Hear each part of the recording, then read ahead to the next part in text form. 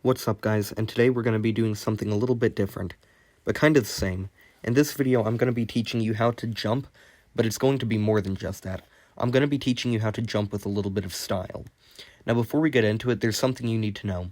I've been a professional enduro, downhill, and cross-country bike racer for 3 years, and I, by far, have definitely crashed the most out of anyone in this class right now.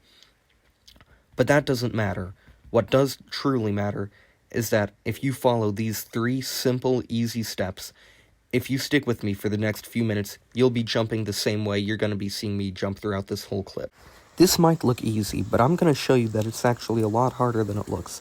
So if you follow me for the next 3 minutes, I'll show you how in 3 easy steps. What you're supposed to do when you're jumping a bike is to push the bike into the landing, like that, and then right at the top, you're supposed to pull up and let the bike fly with you towards the landing. But the problem is, if you mess up, you end up either going down and over the bars, or you end up hitting the landing. Right, so when you're jumping, you need to be relaxed in the air if you actually want to add style to your jump. So let's try that. So watch as I come up to the jump here. You can see I preload into the bike right there. I pull up, I turn the bars, and then I throw the back end of the bike out. But then I stand up to absorb the landing, compress, and then extend to my full height so that I can roll around the corner and maintain control of my bike.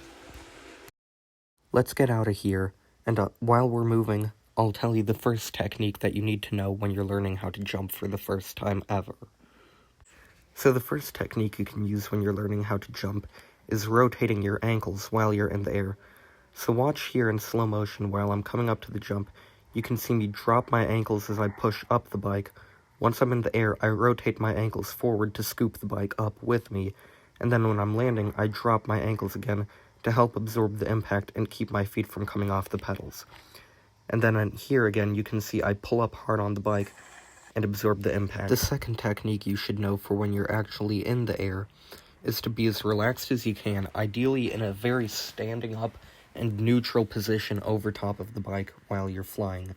That way you have enough room to maneuver the bike side to side as much as you need.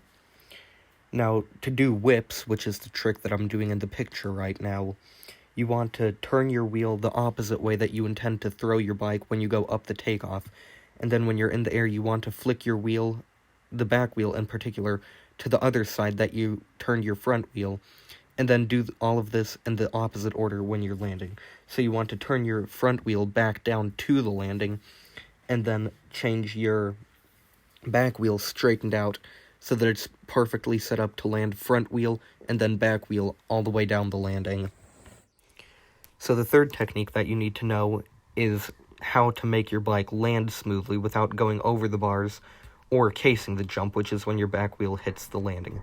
So in this clip you can see I pulled up like I discussed in the first technique, but you can also see when I moved my feet forwards to land, it pushed the bike down, and then you can see I dropped my ankles exactly like I described in the first technique to make the bike land smoothly. So that's it. That's the 3 basic steps to learning how to jump. I hope you learned something today, and if you didn't learn anything, I hope you at least found this entertaining. Thanks for riding with me today, and I'll see you next time.